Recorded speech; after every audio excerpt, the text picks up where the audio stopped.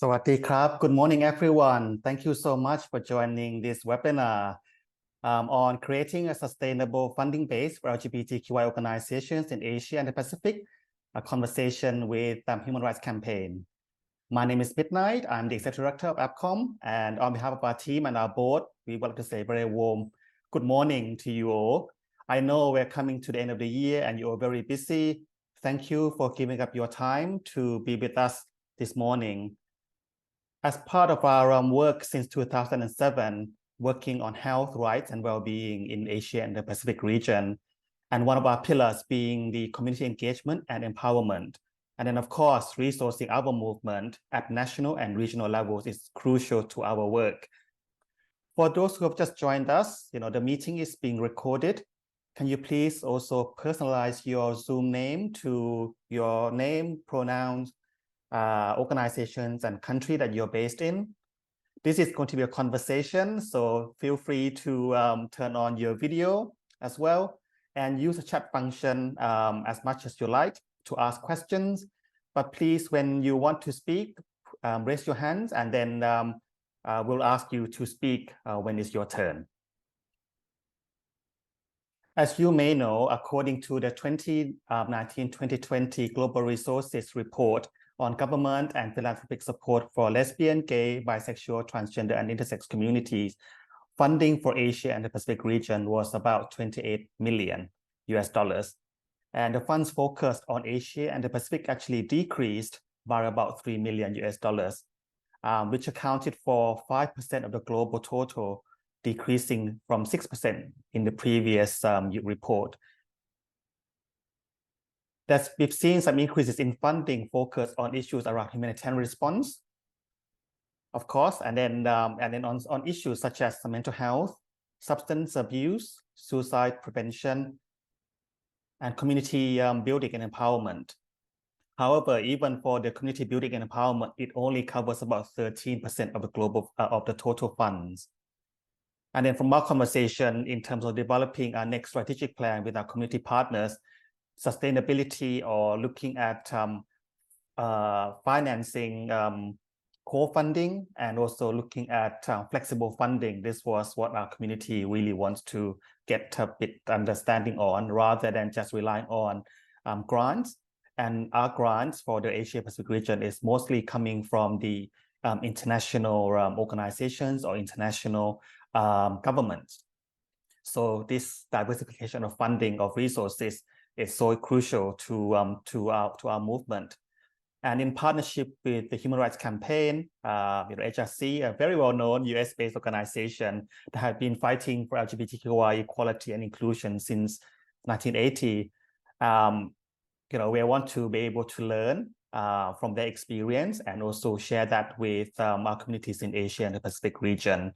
So the objective for this webinar is really to learn from HRC experience on their fundraising initiatives, what have worked in the context of the US, and of course, then ignite conversations, initiatives on strategies that LGBTQI organizations in the Asia Pacific region can look at implementing or think about doing in the future. I want to say, thank you to Jean Friedberg, who is the director of the Global Partnerships. We've been having this conversation for a long time, and unfortunately, she's not here with us this morning. But Alex Sharlander, who's the program partnerships manager, has been coordinating with the team in HRC to ensure that we have very good experienced people, Jen Bob, who is the Senior Director, Membership Operations and Fundraising, and also David Yu, who is the Senior Development Officer on Major Gifts, to tell us the experiences and really share their work with us. So again, please feel free to have your camera on. This is going to be interactive, and ask as many questions as you like.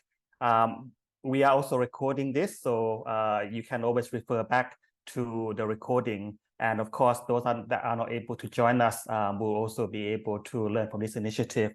I want to say my thanks to everyone who's able to join us this morning, and I want to say and pass on the mic and say good evening to Jen and also David, and you can take it away from there. Thank you so much. Thank you so much, Midnight. What a wonderful introduction. And it's so terrific to see everybody here bright and early in Asia. And we were joking that, we wanted to ask, how's tomorrow for us? I'm David Yu. My pronouns are he, him. I'm HRC Senior Development Officer for Major Gifts. And we also wanted to thank all the members who are here tonight, also the folks who are going to be watching this on recording. We really wanted to make this a fun, interactive session for you. So we have a short deck of slides. And we really kind of are operating on the principle of taking the fear out of fundraising. So we want this to be like something lighthearted, something that you enjoy doing, and it becomes part of what you normally do as part of being an activist. There's an American philosopher who once said, "The cave you fear to enter holds the treasure you seek." So I'll say that again. The cave you fear to enter holds the treasure that you seek. So usually, like if we go deep inside of what we're really looking for, there are all sorts of things that open up as we begin to explore it with fun, with enjoyment, with joy. And that's hopefully what Jennifer and I are going to bring forward to you. I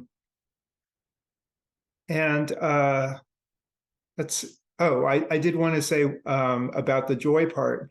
This is actually the joyful part of our work, because if you think about it, the hard part of the work is working against our opposition and trying to working against obstacles, working against all the factors that you're here for. And the joyful part of fundraising is that these people are on your side. These are our friends. These are people that you want to draw closer. These are the people that are going to support your work. So these are the people we're talking about tonight. We also want to be sure to recognize that our story is going to be different than yours.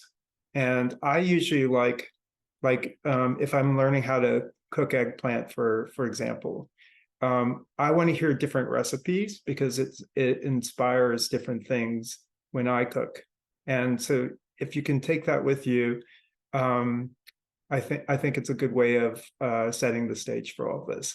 So with that, I'd love to also bring in my wonderful, wonderful colleague, Jennifer Bobb. She's the HRC Senior Director of Membership Fundraising. And maybe if both of us could be spotlighted so we can have a conversation with each other a little bit. And Jen, do you have any kind of opening things? Hi, everyone. Jen Bobb, she, her pronouns. I'm grateful to be with everyone today as we go over just a few little tidbits of how we fundraise here at Human Rights Campaign. But as David said, I think this is the fun part, right? Because I think if you're going to fundraise, we have to do it in a community and we have to do it in a sense of purpose, right? And I think working with Human Rights Campaign, it gives us a sense of purpose. So we're hoping that any lessons or anything that we share with you all, that's what I feel that you should all gather from that. So we're excited to just have this conversation with you all. So. Yeah, and Jen and I love working with each other. So that's the one you're going to get a little bit of that. So here's a little bit about us, and there's a reason to this, because the thing is, no one is born a fundraiser, right? Like, did a baby just come out and say, "Oh, I'm a fundraiser"? No, it doesn't happen. It comes from all sorts of different walks and lives and experiences. I was trained as an artist. I went to school all the way through college and master's as training to be a fine artist. And here I am with a 20-some plus career of fundraising. And I think it is linked to the passion that we have for the work and the world that we want to see. And, our creative side may come into it. our passions, the way that we talk about things, it's very similar to, things that you learn about yourself. So I think that's the first thing we want to kind of underscore, is that no one is a born fundraiser. You really can't be trained for it, except for doing it. So I'm going to turn right back to you, Jen. How did you get involved in fundraising? So I think for me, like as David said, no one's born a fundraiser. I started off working in marketing, so I have a business degree, and I said, oh, okay, working in marketing, I worked in the financial industry, but I always was compelled to do more and to get more out of what I was doing on a daily basis.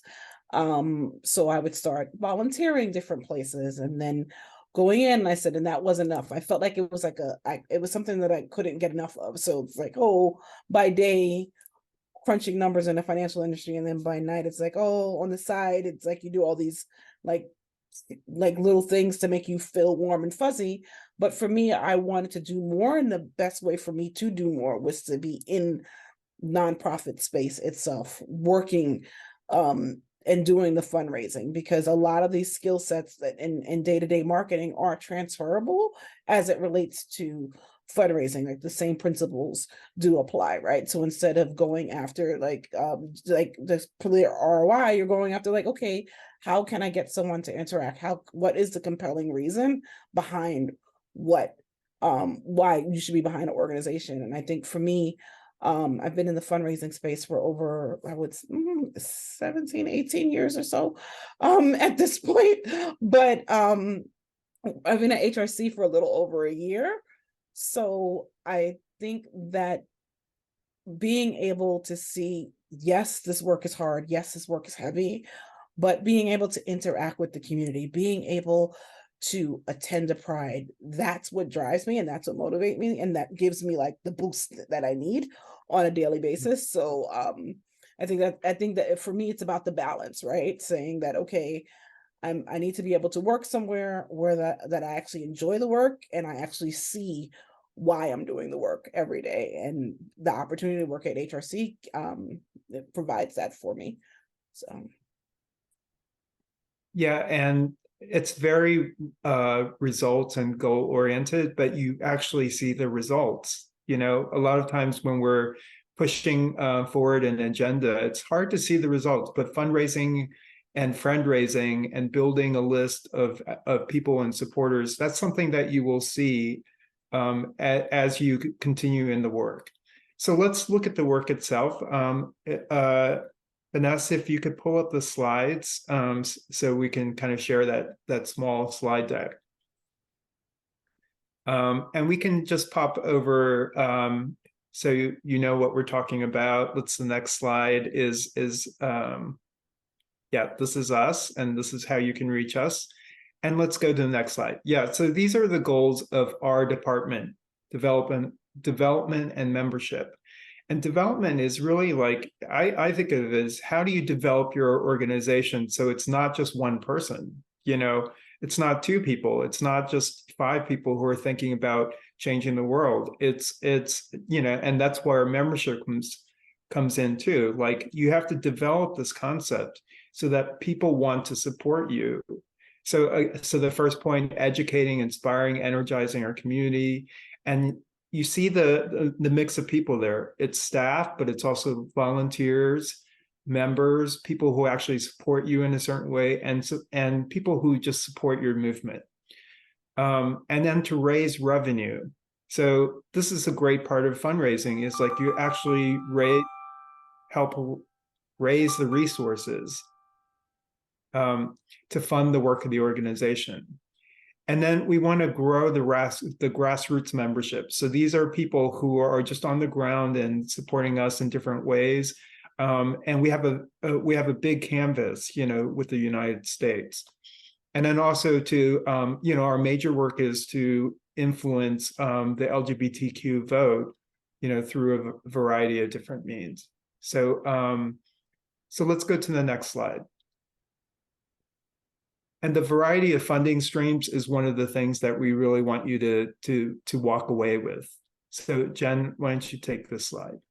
Sure. So as it's outlined here, we engage at HRC with over 3.1 million members and supporters throughout, and it's through a variety of channels. So as you see here, it's direct mail, so it's receiving something in the mail. It's via email, television, text messaging. We call people. We have Canvas, which Canvas is you go up to the street and you get people to sign up to donate. We engage through social media. We have digital ads, and then we also have a member services as well that engages and talks to people when they call over the phone, and we have conversations with them as well. And in addition to that, we also have monthly giving, and that's actually the largest pool of the channels that we work with in terms of our revenue here at HRC. But as you can see here, the main goal is to diversify, and we'll go into that a little bit further in another slide, but we do definitely engage with people. In order to hit 3.1 million members and supporters, you have to talk to them in a variety of methods. So that's the key takeaway here on this slide. Next slide, please. David. Oh, you're on Sorry, mute, this is a preview of what the next kind of areas that we're going to go into, but we really do want to emphasize what Jen just said, the diverse revenue streams. So different ways that you will be fundraising, and really to be creative about it so that you're not limited to one or two main sources. And the important thing about this is if one funding stream is a little bit weaker, let's say it's because of the pandemic and you can't get together for events, then there's a different way of supporting yourself. If the funding from governments is decreasing, as Midnight was talking about, and from foreign national organizations, then to be creative and figure out different ways of fundraising is going to help you sustain and support and stay alive, really. So sustaining giving is the next thing that we're going to talk about. Political advocacy, how we engage and cultivate our members, and then how to use your own brand. Brand is sometimes looked at in a kind of negative way, but we can also say, what is your identity? What is the identity of your organization, and how do you influence others so that they want to be part of that identity? So let's go into some of the detail here. Let's go to the next slide.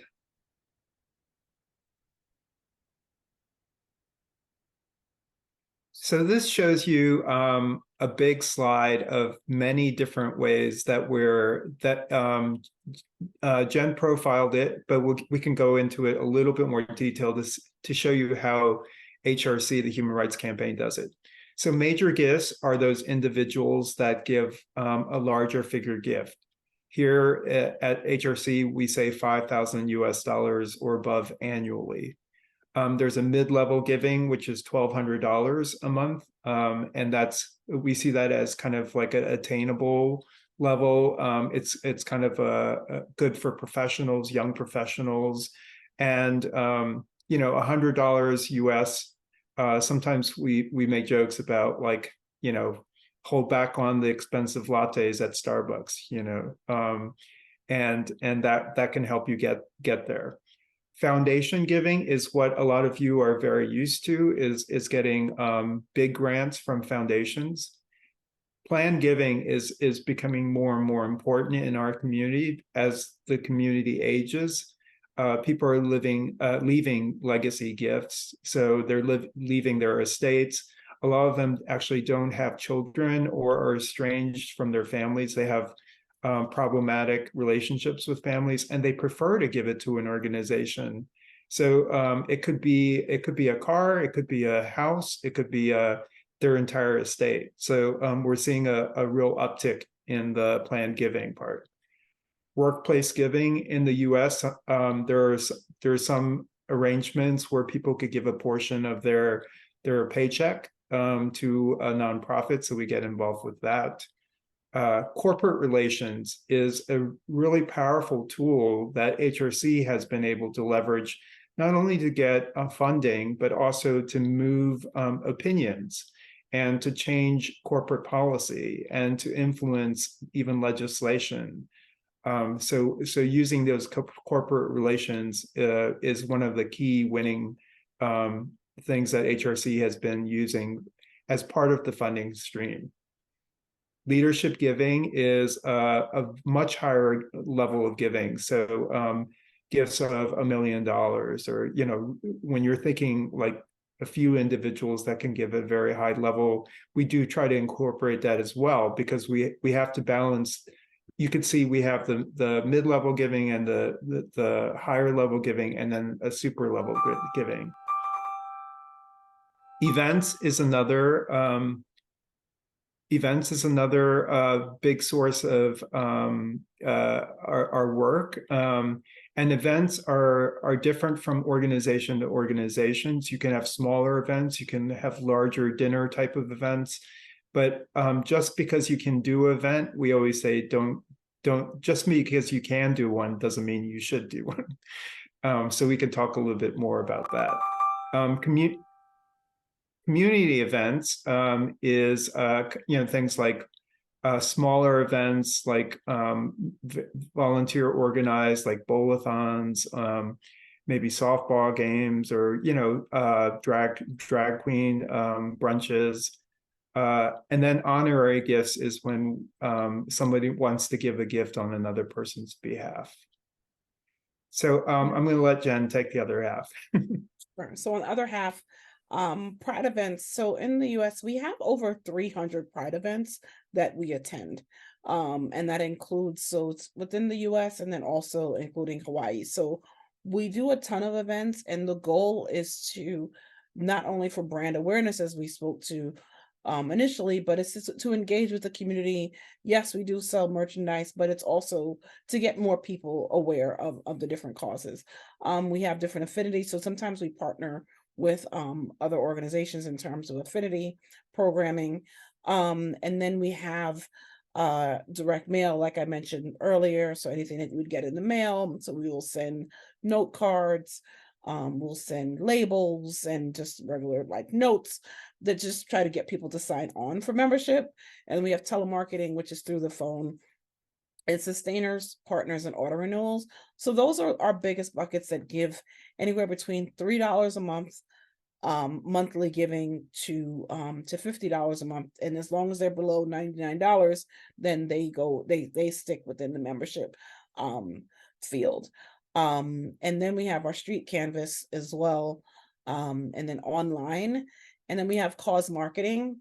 So we'll partner with a variety of organizations. So our rideshare company here, Lyft, will partner with them, and then some people could do like they'll give us like a matching gift back if people want to just like round up to give it to us. We've done partnerships with Milk-Bone dog biscuits, so we had a Pride branded dog biscuit, and things of that nature would go back to HRC. So that's actually quite fun. Yes, and branding. So we have mugs with West Elm. So that's a really cute mug that we have as well. So anytime we have an opportunity to brand and partner with someone, it's a win for us. And then we also have super PACs. So in terms of ensuring that we have the right candidates in office here in the United States, we donate to what we consider a PAC, and it's all political fundraising at that point, but we want to ensure that we have the correct people in office that are leaning towards our issues and not towards the most extreme and egregious issues that are out there and the outlandish ones. So we have fundraising specifically tied to that. And then we have athletes for equality. So if someone is doing a run, so if they're doing a 5K, if they're doing a 10K, they can run on behalf of Human Rights Campaign, and then a portion of the proceeds go to our organization as well. So all of those things encompass a full, diverse revenue stream that we have at Human Rights Campaign. And as you can see, although it's a lot, it's a multi-pronged approach so that we get all cylinders reached, because you don't want to have all of the revenue just sitting in one area versus another. So we try to diversify as much as possible. But next slide, please.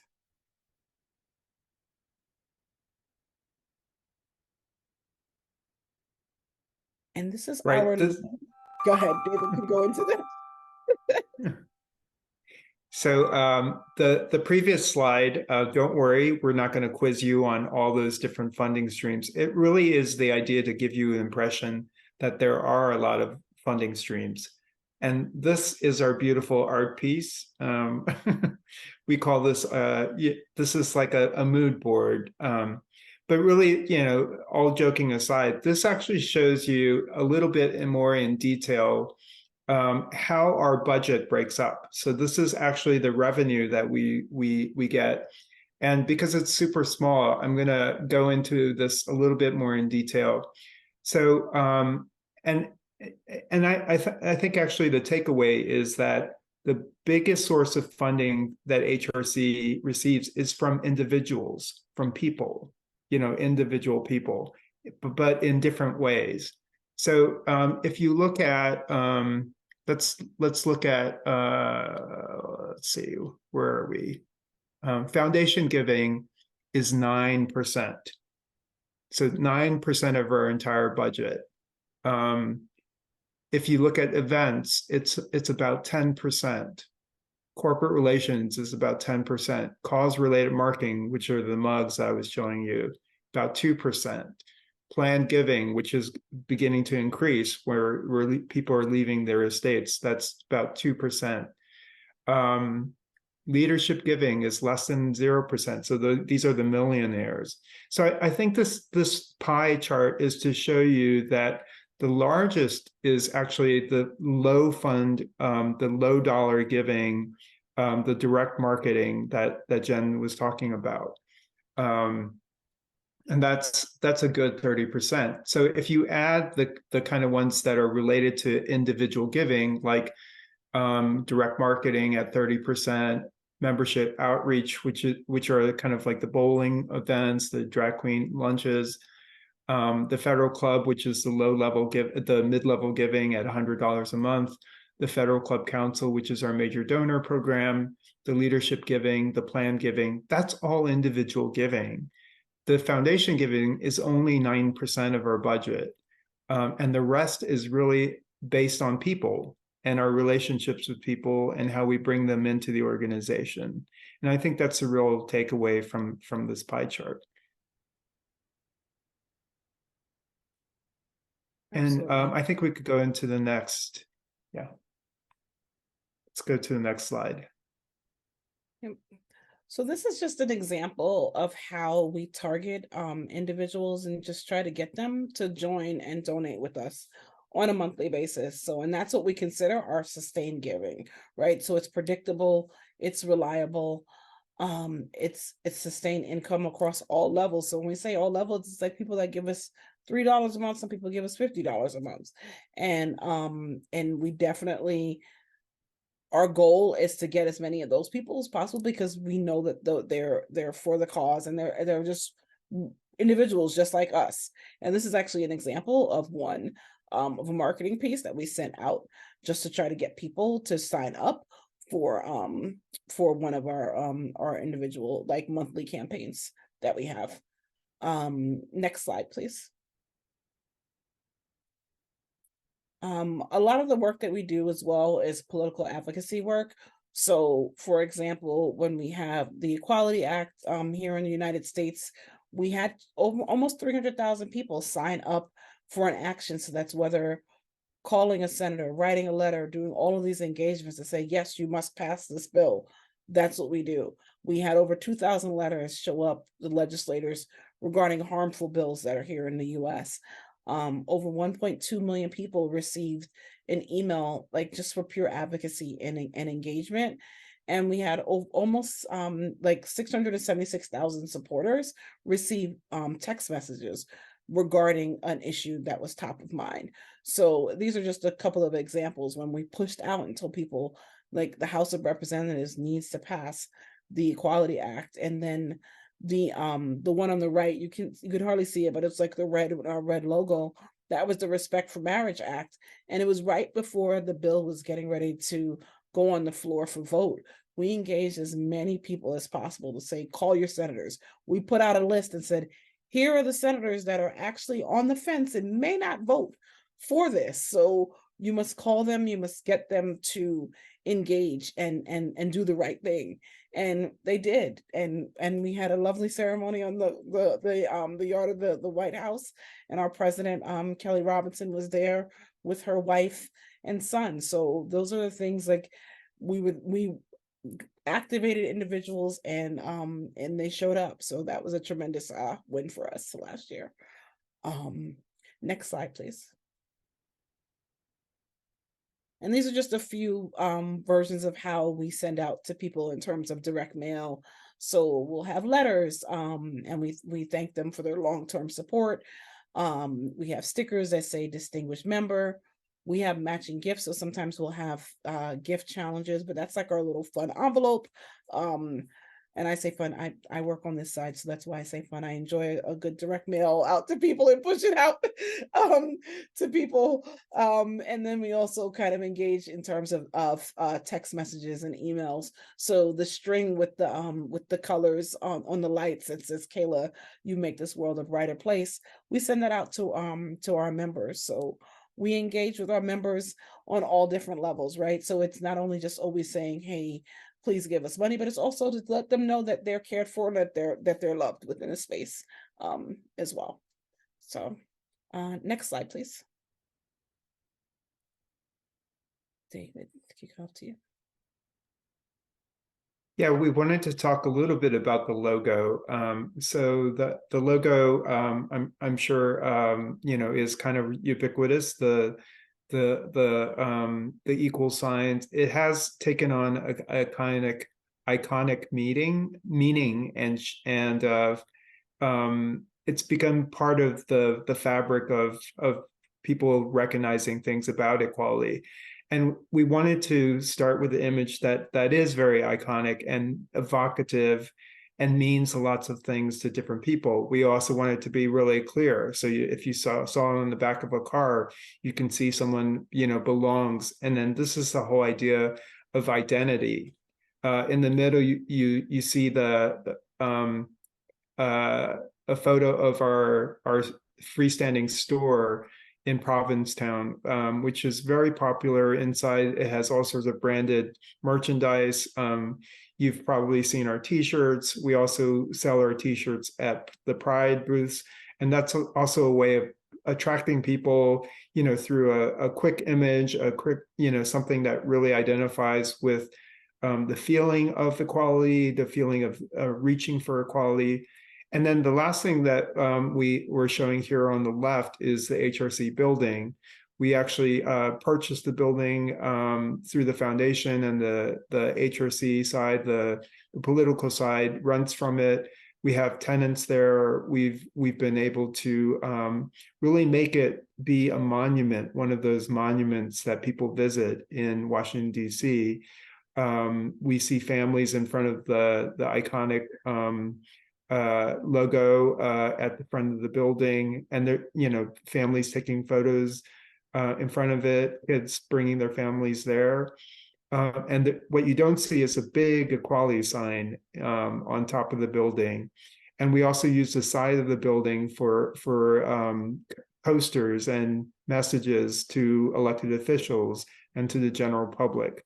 So we really try to use our identity very robustly, so people start ingraining this idea of associating with HRC as part of the equality movement. And I think that was our last slide. Actually, let's move to the next, because we have some questions for you. Yeah, so Jen and I oh, go ahead. No, go ahead. Well, these are just some things that we wanted to throw out. We're curious what resonates with you, what seems really unfamiliar, what seems familiar, what are challenges that you face, what's completely new. And if you work with corporate partners. So we want to hear a lot from all of you. And I think we could pull the slides down for now so we can see everybody.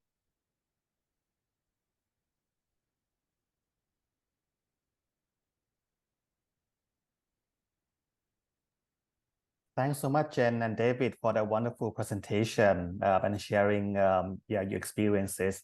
Participants, please feel free to have your video on so we can have a conversation with Jen and David.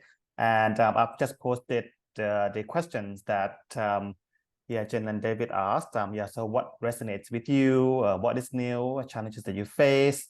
And you know, other experiences that you have and you want to share. Up Kuntia, you can go. Unmute yourself. Yeah. Hi, thank you. Thank you, David and Jen, for the comprehensive presentation. And it's really moved a lot. And I think I maybe not respond for all the questions, but to just like the reflection, because I think the way that we raise the fund is different from the context. So a lot of stream that have you share is very contextual in the US, but not mean that it so much can work in Cambodia. So I'm from Cambodia. I'm representative from ROC. So, but it give me a reflection and the idea and how we can do that. So I think it's that very move my my way of fundraising, and I agree that we're not born as a fundraiser, but those experience, our passion, the story that we work to change.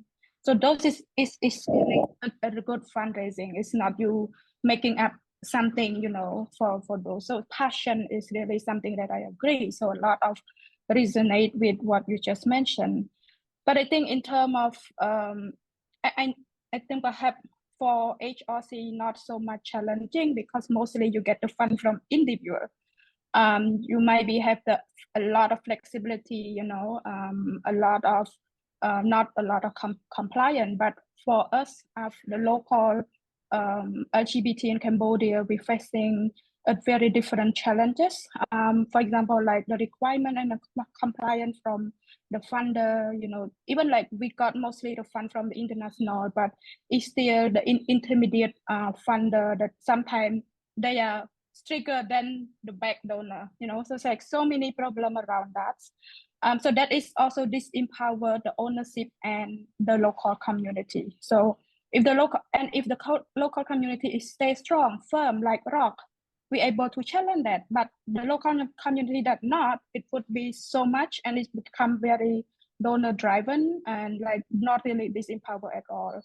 And I think also there is the second point is about no transparency and the coordination among the regional, intermediate, international, and the regional. So it's like the way that allocate the fund, you know, selecting the national and the local partner. Sometimes it's like duplicate because they just want the fund to get away or just want to fund to expand when they are under the expand. But those things is because money is always the problem.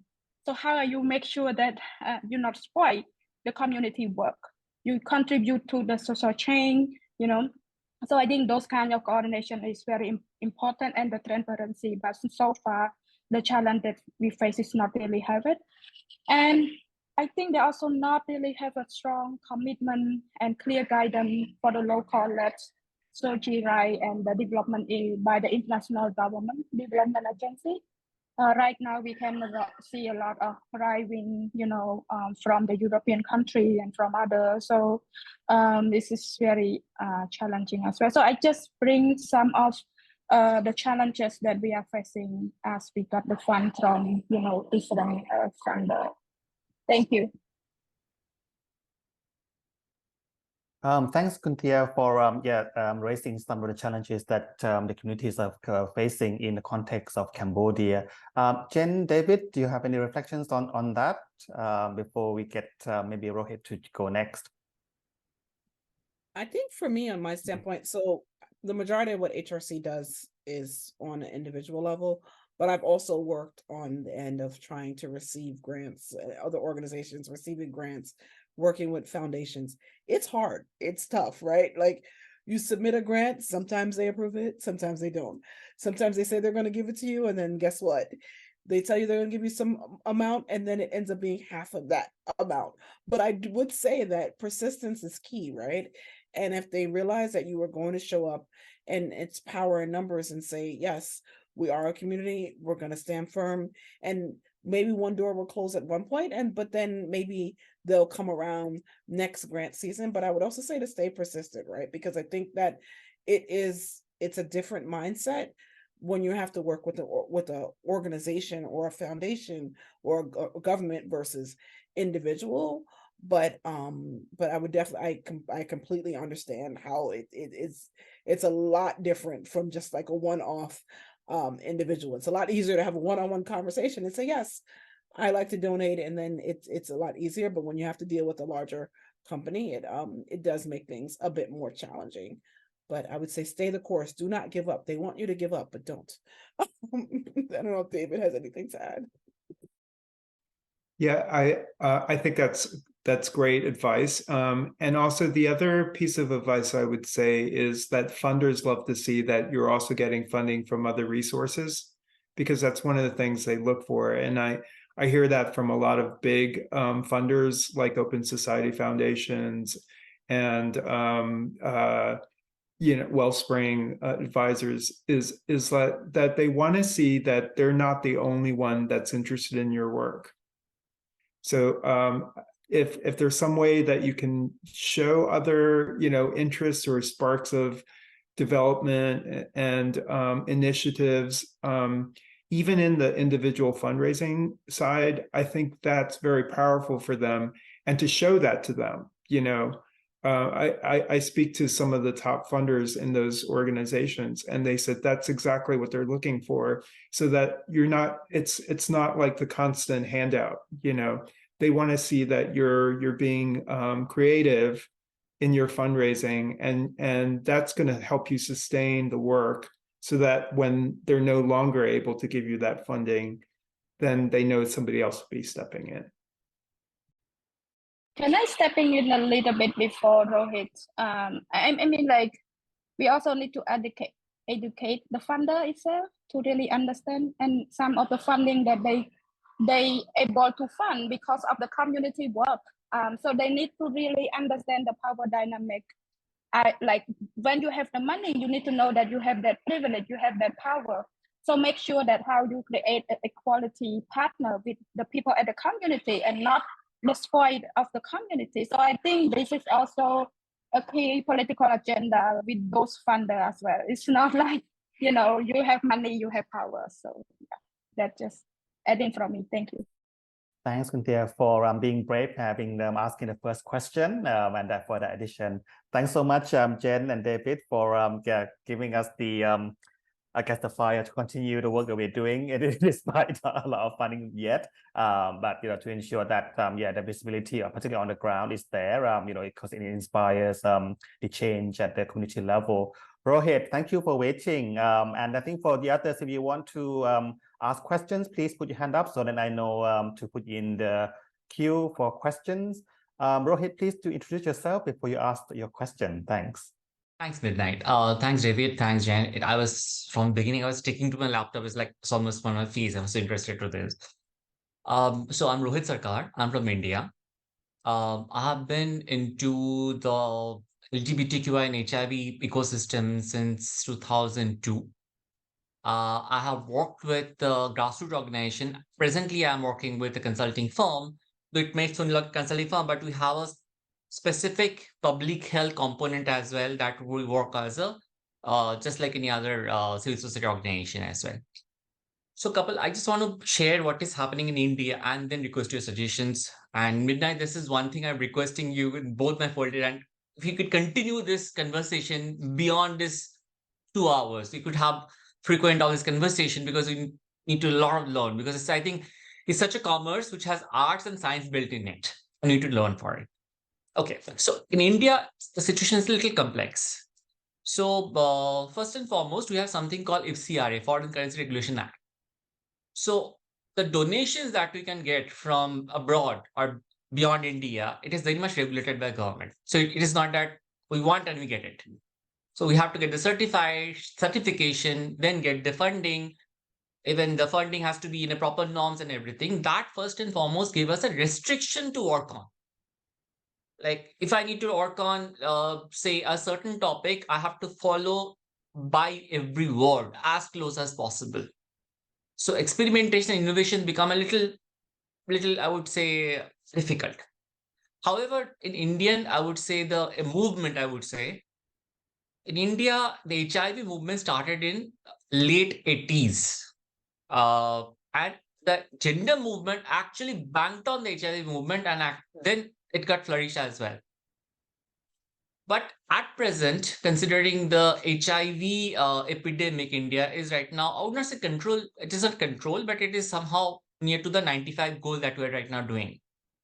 So everything becoming, so the gender movement also become a little mature because of the decriminalization of homosexuality and other acts. So somehow at the moment, it lost the piece of it. Also, when we requested for any kind of, but it's a very complex situation over here. Not every level of the general population has clue about what is happening. And when you talk about LGBTQI, when you do home-based fundraising, then there are other issues. Children, COVID are other issues, and more important, quote unquote, than gender rights or rights as such. So making the community or the population educated or doing advocacy is coming of a challenge for us for any kind of fundraising in home ground. And also getting back to what David has says, that credibility. Now there are a lot of smaller organizations. They may have existed for the last 10 years, but they may not have the certification that, as I say, FCR and other certification, because there's quite a complex rule. Now, unless and until, I'll go to Kuntia what said, unless they get an opportunity somewhere to show their innovation and credibility, how they may attract bigger funding. So that chicken and egg situation is always there. So I think there is a move there, and there are good credible organizations. They are working grassroots, and actually they are not earning something from it. Whatever they're bringing from voluntary resources, they are giving back to the community. But they could not increase their scope because this credibility part is coming, the approach part is coming, and also I would say the importance part is coming, like whether even LGBTQI, whether the issues about gays are important or transgenders are more important. People are getting confused. Or lesbian issues are important or allies important. So, and last but not the least, about the foreign donations. So I would say it's a kind of a messy situation, and maybe from this conversation we may not get the conclusion to it, but that's the reason I'm requesting Midnight and to you all that if we could continue on those and maybe take case by cases. If it's a foreign funding related, what are the funders? They're more sensitive about working on LGBTQI or HIV spectrum innovation. And I would not say unrestricted funding, but some innovation can be brought in. In home ground, as you said, I was looking there's a pie structure as well as say approaches. Which approaches, how, when it could be applied and can work on. Because at the end of the day, it is about if the grassroots community's voice is coming up and can be shared in the right sense, I would say right based. I have taken too much of time. Sorry, Midnight, but these are a couple of my submissions. No, not at all. Thanks so much, Rohit, for giving us the overview of what's happening in the context of India. And despite the decriminalization of homosexuality in 2018, issues around restrictions and foreign funding coming into the country and supporting much smaller community organizations on LGBTQI issues that might not be the most important issues that for governments or in the general community. Jen and David, how do you deal with that and to continue keeping this momentum going despite so many changes that's happening in the US? Well, thank you, Rohit, for giving that overview. That's very bracing and also illuminating. I have to say that I have also worked with partnering with organizations that are fundraising in governments like China, which is very, very regulated.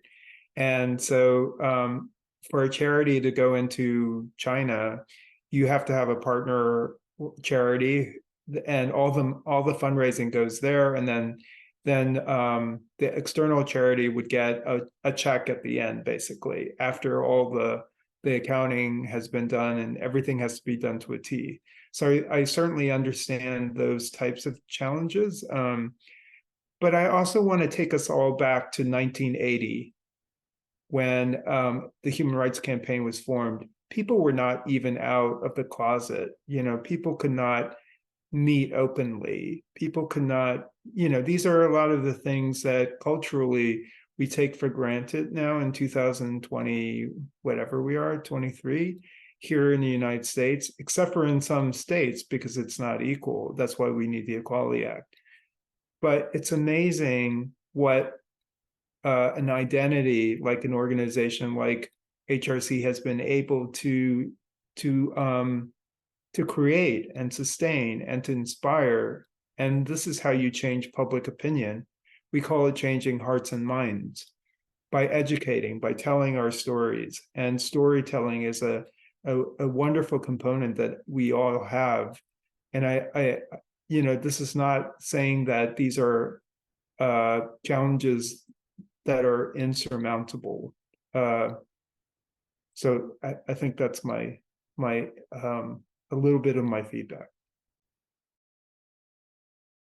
And I would say, just to piggyback off of what David said in terms of changing hearts and minds, you also have to realize that it's not about, okay, we're only going to focus on one part of the spectrum, right? It's gonna, okay, I'm only going to focus on trans, I'm only going to focus on lesbian, I'm only going to focus on gay, all of that should all be under the same umbrella, right? Because I think at the end of the day, if it impacts one, it impacts all, right? And I think, there's strength in numbers as well, right? So as you work towards trying to change and get more insight and get more funding as it relates to HIV equity, the more backing you have from others would probably make it a little bit easier, because then you have a bigger story and a bigger narrative, right? And you have the story becomes more robust for those that don't necessarily get it, or it takes them a little bit longer to come along to it. But sometimes it does take a little while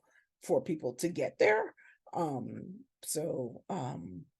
yeah, I mean, like David said, 1980 is when HRC started, and we're still having to fight, right? In 2023. So it doesn't just change overnight. Sometimes in some instances it gets worse, or sometimes we go backwards, because sometimes I feel like we're back in the 80s with some of the mindsets. But you definitely have to like continue and just build a group, and a foundation and a strong base to help push that narrative, that push away the horrible narratives and just get a bigger sense of community. Thanks so much, Jen and David. Rohit, to answer your question about you know, what is Upcom doing, and is this going to be just a one-off conversation? No, it's not. We're looking to do a series of you know, learning from different organizations about you know, sustainability, about fundraising, and also about you know, looking at different strands of fundraising to inspire local community organizations to start doing something, rather than waiting for you know, your grants to be finished and then suddenly realizing you know, you don't have any other additional flexible core funding to continue to do your own work. And we know that despite organizations or grants that you're receiving, they're looking to you know, transition, but they don't give the kind of the funding to allow organizations to do that in a more manageable way. So, you know, like, you know, I'm really thankful to the Human Rights Campaign to be the first one to kick off this conversation. There will be the surveys that we're also sending to our communities across Asia Pacific to gather this kind of information to do advocacy, also for the political advocacy that you know, Kuntia was talking about in terms of the organizational development, which includes, you know, sustainability as well. So that's part of what we're doing. So this is not the only time that we're going to have this conversation, but we want to make sure this conversation is really driven by our communities on the ground, so rather than being told to us by by donors, that are, giving grants. As Cynthia said, it's coming from outside the region. It can be very, Western centric, and it doesn't change the power dynamics and ensuring that you, the community, are the ones who are actually informing how you'd like, for funding to be channeled, and where you'd like to see the projects or the activities to go to when you're the most closest to the beneficiaries on the ground. Oh, we have Akira next. Akira, please introduce yourself, unmute, and then ask your question. Hi, thanks, Midnight. Hi, and also thank you, Jane, and thank you, David, for your presentations. And my name is Akira. I'm from Japan, and I'm working for the organization called JO. And our mission is to urge government to legislate Equality Act, like anti-discrimination law. And my question is that, so how does human rights campaign encourage companies and people which are relatively kind of like reluctant to support like political activities? Because so what we face in daily life is that people are in general like not interested in politics, and also the many companies do not they seem that they do not want to support the organizations like us, like which does like lobbying, like which does like political activities. So so that's why like I'm asking you like how to kind of like change the companies and the people's mind to support organizations like us. Thank you. That's a great question. I think in particular, Jen and David, to do lobbying, to kind of like being seen as against, I guess, the government, that might give, people might not want to support that so much. How do you go about on the maybe change, share your experiences from HRC side? Yeah, thank you. And thank you, Akira, for the wonderful question. It really does pertain a lot to what HRC has been doing very successfully. And I would tie it back to the founding of the HRC Foundation in 1986. So HRC started as a political action fund in 1980. So it was all really about political change. Like, how do we make political change? How do we raise money so that people are funding this idea of political change? And the HRC Foundation started, it's also a nonprofit, but the idea is education and benchmarking and research, and also working to change people's hearts and minds with by storytelling, by really getting into individual lives. And the way that we got into the corporations was through the people in the corporations. Like, if you think about it, so many people work at corporations, and the companies are from, the groundswell of it is coming from the people who are working there. And here we have employee resource groups. I know that's also multinationally. There are employee resource groups that can help. So it's a two-pronged kind of process. It's working with the resource groups internally, but it's also showing public opinion that it makes best business sense not to cut out a whole part of the community. And in fact, if you impact that part of that community, those people will take their business elsewhere. So that was the main point that we started really trying to underscore with the Corporate Equality Index, which is a very popular indice that we use. That's also been the model for many different indexes. So we rank hospitals, for example. This is probably something that you may be less familiar with. Hospitals, even we're going across and doing surveys to see how inclusive they are of not only of their own policies within the administration, but also how they treat their patients and all of that. So it's a long story to tell, and probably too much for our call, but feel free to reach out to us. We'll share our emails at the end, and we can put you together with some of the resources, especially the people who are in our corporate corporate relations and this idea of it's expanded so much. I'm so excited about it. We've even brought it to South America. So I don't know if you're familiar, but the Corporate Equality Index has emerged in we call it the Equidad Index, equality, and we have it in Mexico, in Chile, in Argentina, and this is all the groundswell of people who work there, and also the companies. In Mexico, Pemex is one of the biggest companies, and they sign on to the first Equidad MX, and it's just amazing because the companies we started with just a handful of the Fortune 500s, and now almost 400 some plus of the Fortune 500s are in the Corporate Equality Index, and they're also helping us impact legislation. So, for example, I'll just use one quick example. In North Carolina, there was a bathroom bill, a really bad, nasty bathroom bill, and we had people pulling out, corporations that will pull their business from North Carolina because of this. And the governor was so impressed with AHRC that we were known as being feared. We caused that governor to lose his election, and he's out of business.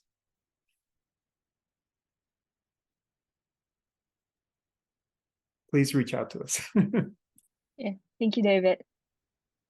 Thanks, Akira. Thanks so much, David. And also, Alex has put into the chat the links to the Corporate Equality Index and also the Workplace Equality programs there as well. So you can access those.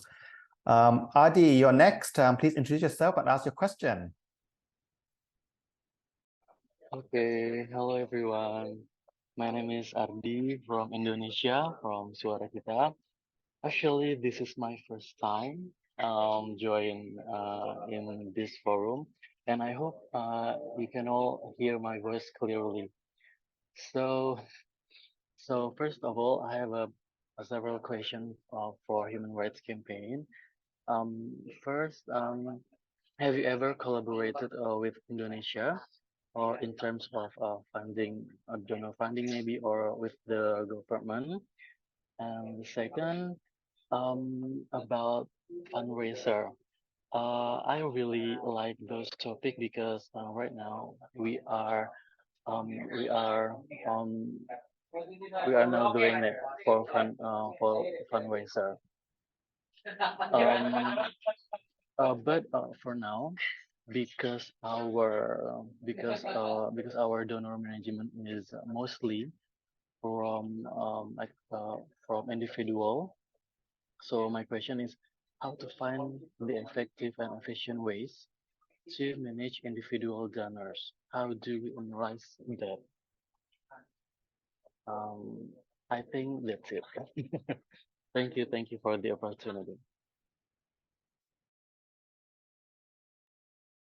Thanks, Adi, for those two questions. So, David and Jen, have you worked, in collaboration with communities in Indonesia? And then secondly, how do you manage those individual givers? Well, I can more generally say that our HRC's international work has been more with the program that Jean Freeberg has been involved with for almost 10 years, which is about global partnerships. So it's really like uplifting folks like you in people who are creating innovation in your own countries, and then bringing that together with others to explore ideas.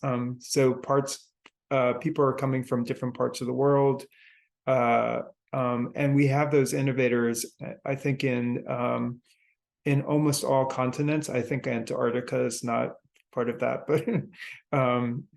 but really it's this idea of how do we do this in different ways and coming together to experience that. So and I think more I don't believe we've had an innovator from Indonesia before, but that's not to say we're not going to have one in the future. And it's very important to have different voices. We had the first woman from we had an activist from Mongolia at this last innovators conference, and also from Malaysia, which was the first. So there's many firsts that come together through this kind of partnerships program. And can you repeat just the second part of your question? Okay. I'm sorry because my English are not very good and I'm kind of confused to articulate my question. But um, um, right now we are going in individual donation, and right now we are confused because many of our individual donor we can reach out to them effectively and continuously. So right now we don't have a method or maybe system with maybe with social media campaign with our social media campaign to reach out to them and trust them and give them a good feedback so that our individual donors can always trust us and want to contribute with us continuously. So my question is the way how to find effective and efficient ways to manage individual donors, and how do we analyze what we need with that situation. Thank you.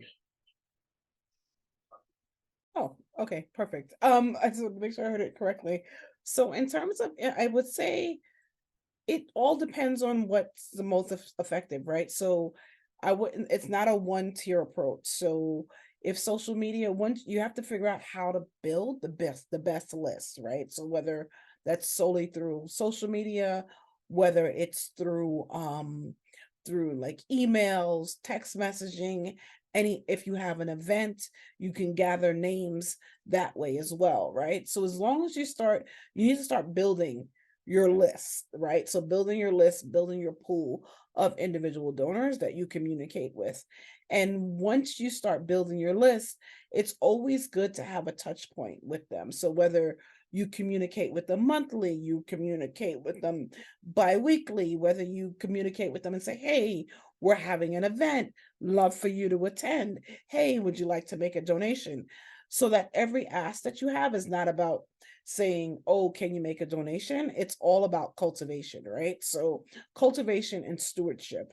So it's a matter of getting these individuals, and it'll take a while. So maybe whether it's on Facebook, whether it's on Instagram, whether it's on TikTok, like whatever method works for you, whether it's an email, whether it's sending a nice little note card to these individuals and saying, hey, if you know a friend, bring a friend along. If you have someone that you'd like to bring, have them come along with it, because all of those methods will help you build a stronger pool of individuals that you can reach out to and build a larger list to target. But try all different avenues. And like I said, if you're working with individuals one-on-one, the best way to do it is if you have a strong message, if you have a message out there, that individual will tell someone else, and then it becomes not only word of mouth, but then it gives you the credibility as an organization and say, oh, okay, yes, I do remember that I received a communication from this person, and now you know what, I'd love to donate. Oh, when are you having an event? I'd love to attend your event. Oh, how are we working to get XYZ done?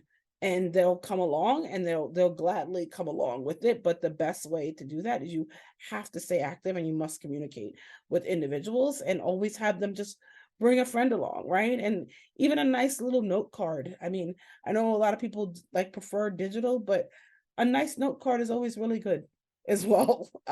Just human contact and interaction. Yeah, if I could add just one, that was so beautiful. I think the takeaway is whenever you have an event or a gathering, make sure you take phone numbers, names,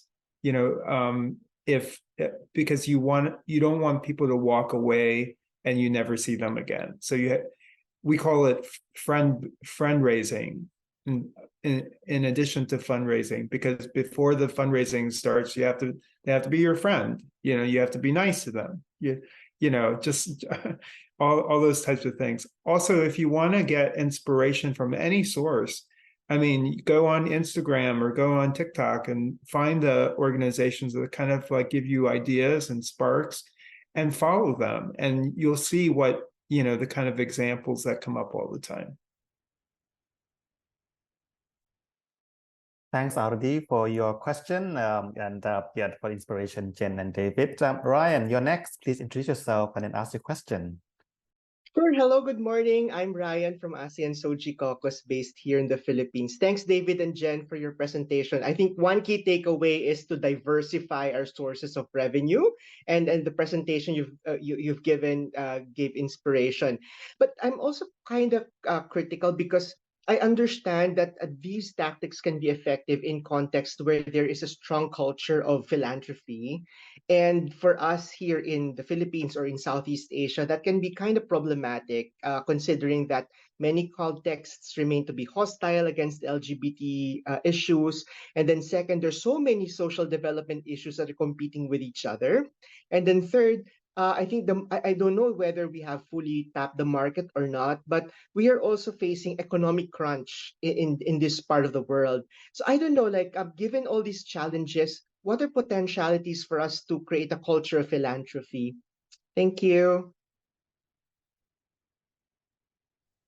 Yes, I hear you, and this is something that we hear a lot from our international partners, is that the conditions are so different that it seems like a big barrier to some of the more developed ideas that we just presented. So again, we've had since 1980 to kind of work and fine tool and grow this.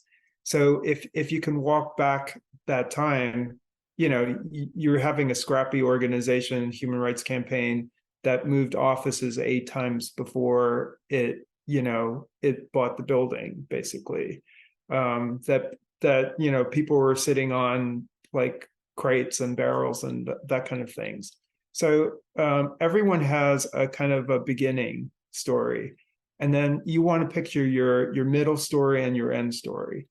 And part of that is this idea of, how are you going to build the movement? How are you going to take the challenges? And also the last comment in the chat was about fundraising. How are you going to get more people on your side? This is what we started with. It's like, these are the people that are going to support you eventually. So you build the power of the people around you, and then incrementally that develops into more kind of sophisticated ways of fundraising or uniting the movement. But it's really about bringing people together, and I think that's what we started with. Is like, the whole idea is this idea of building your power through the other people, through grassroots, through your storytelling, through your passion. And these can all come through, but in increments. You have to give it time. And I would say that where there's challenges, there's also opportunity, right? Because I think that in 1980, if HRC would have just turned their back and said, you know what, this is really hard, we're not going to do it. You have to kind of stay the course, although it feels a little difficult. Just try to find different avenues and just try to figure out the best way to navigate in the current circumstances that you're in, to figure out if there's another way to partner, to find either a like organization. So whether it's a reproductive rights organization, whether it's a women's rights organization, some other type of organization where you can find community with them and figure out exactly how to build. That might be a good avenue to help bring it along. But I definitely hear the challenges aspect. There's definitely challenges for us here too, here in America. So I mean, it took us a while to get to this point. So there's nothing that we can just like, there's no crystal ball where we can just like, yep, look in and say, this is exactly how it all is going to work. Because I mean, with we've tested a lot of things and we failed with a lot of things before we figured out exactly what actually works best for us. So. And I want to finish with this thought with a concrete example. So HRC also looks for the most difficult places for equality.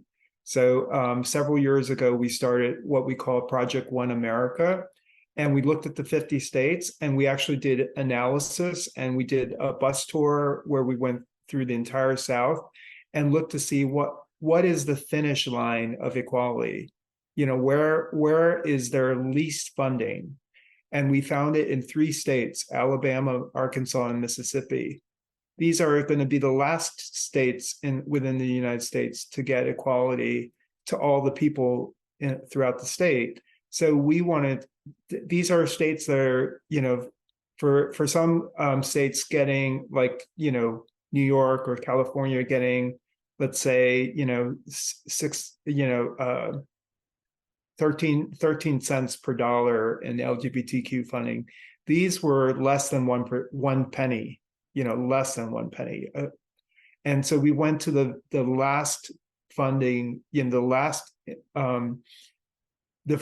frontier really, and helped to buttress those states. And so in a way, we're kind of like taking on the biggest challenge that we can and moving that into this larger organization so that we can bring them along. So it does show you, like, you know, we're even aware of challenges, even within our own, you know, country. Thanks, Ryan, for that question, and yeah, David and Jen for the answer. And then we're coming to the end of our discussions, but there are 2 more questions that I think David, you partly addressed, but just to read them out again, and then you both can answer. So what are your good practices and challenges in supporting national and local LGBTQI plus organizations? And then regarding the corporate relation, is there any indicators or requirements in this index that encourages multinational corporations to push their, you know, branches in other countries in the Asia region to be more involved in LGBTQI movement?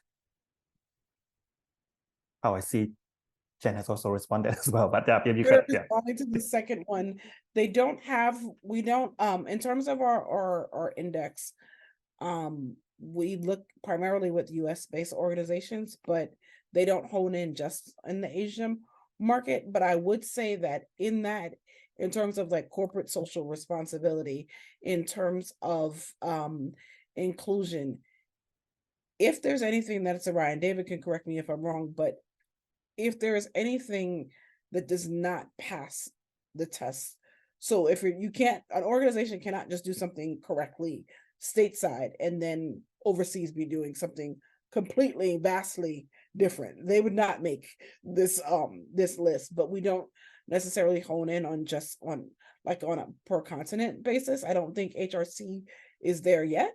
That's not to say that we can't get there, but we aren't there currently. But we do it on just a larger scale. If the organization just happens to have a global presence, it is reviewed, but we don't just hone in on a continent basis. But I think David can add anything to that as well.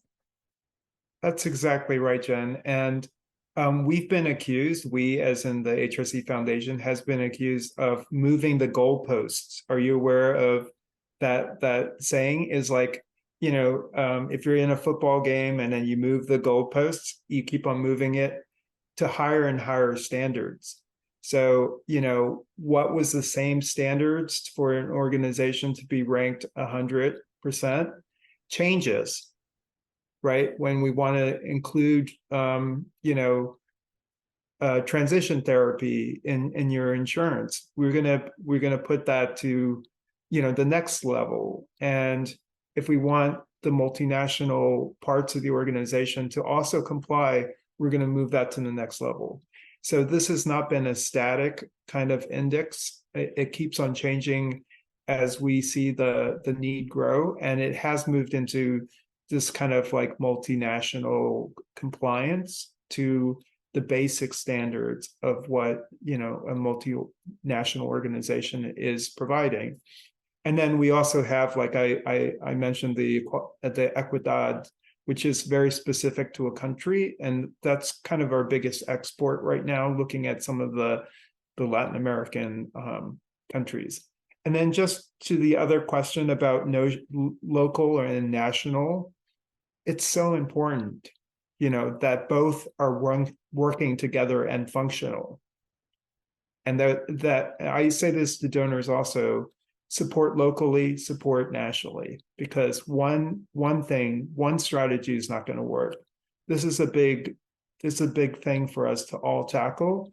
And local organizations do some things better, sometimes service, sometimes like intake, and national organizations are able to change people's hearts and minds, change legislation, influence and lobby, you know, be on more of a corporate level or sky high level. So you have to chip away from it and from both ends. And I would say, in terms of like national versus local, sometimes local, that has there's a lot of strength in that as well, right? Because they're a lot closer to the issues. They know exactly what's going on in the community, and they can bring it back on a national level. So we do work on a local level as well. We have activations, we have a variety of events, right? Whether it's like something small in a park. I know David, when we kicked it off, said that, you know, somebody might have a small event, whether it's bowling, or whether you're just coming together for a soccer event, or whether you're going to just do like a small, like a something more like small and intimate, but or you're gathering together to gather signatures for an upcoming election on a local level, right? Because local things on the local level do impact on a national level at some point. So we try to impact on all cylinders, and just ensure that you have as much exposure as possible. And it definitely shows that you can there is strength in that. So start off small, and then, like, although it's local, doesn't mean that it's not a big thing. I mean, not a small thing. So either way. Yeah, and one thing that people don't realize sometimes, looking from the outside at the Human Rights Campaign, is that we have 32 steering committees that are volunteer. So they're based in, you know, cities like Columbus, Ohio, and Los Angeles, and Atlanta, Georgia, and Orlando, Florida. You know, and these are all run by local volunteers, and they're so identify with the equality movement that they want to work with HRC to impact change and to raise money, and they do this as a volunteer, you know. So this is how we actually impact locally, because they're embedded in the community, and that's really our secret sauce, is that we're not like an organization that's just, you know, putting paper out or something like that. We're actually people that are on the ground, you know, across the country. Thank you so much, everyone, for your active engagement and asking questions to Jen and David. We are coming to the end of the session, because it's about coming to like 10:30 p.m. where David, Jen, and Alex are. I want to say thank you so much to everyone for joining this conversation. And as I mentioned in response to Rohit's question, this is only the start. So please don't feel like, you know, this is going to be the only engagement that we're going to have. The survey that please do send around to your community organizations that we're looking to gather information around sustainability, and questions that you want to ask to donors, and what you want to learn in this series of conversation. Next week, some of you will be in Bangkok as part of the AppCom Community Summit. So we're gathering about 80 community organizations across 15 countries to have more further discussions about issues that the communities are currently facing, that would help us in terms of strategizing our next strategic plan as well. So I look forward to welcoming you all in Bangkok next week. And then, of course, on the 24th of November, we also have the Hero Awards as well. That some of you will be, if you're already here, you can also take part in. This is where we recognize and spotlight the community organizations and allies that are working with LGBTQI human rights and also HIV advocacy in the Asia Pacific region. And we're honored to have the German embassy actually hosting the Hero Awards for us this year. And yeah, and it'll be fun after 3 years of COVID. So we're really glad to be able to do some of the face-to-face conversations as well. But before we go away, obviously we're in Asia. We have to have a photo. So if you don't mind, we can also have a group photo. That would be great. Thanks so much, Alex, Jen, and David for giving your contacts in the chat box. And please do give a round of applause to the Human Rights Campaign. Special thanks to David, Jen, Alex, and please do send our regards to Jean as well for starting this conversation with us and then follow through. And we're of course looking forward to continued engagement. Okay, so if everyone is happy to have their camera on, so you're there. Where is it? I'll count from 3, 2, 1, and then we can take a photo. All right, you have to look at the camera, please. Don't look at yourself on the screen. Look at the camera and big smile. 3, 2, 1. And then perhaps one more because someone always have their eyes shut. And maybe we can do a mini heart as well, right? Like this. 3, 2, 1. Thank you so much, everyone. Have a good rest of the day if you're in Asia, and enjoy your sleep and sweet dreams, David, Jen, and Alex. And thank you again, everyone, everybody. for your active engagement.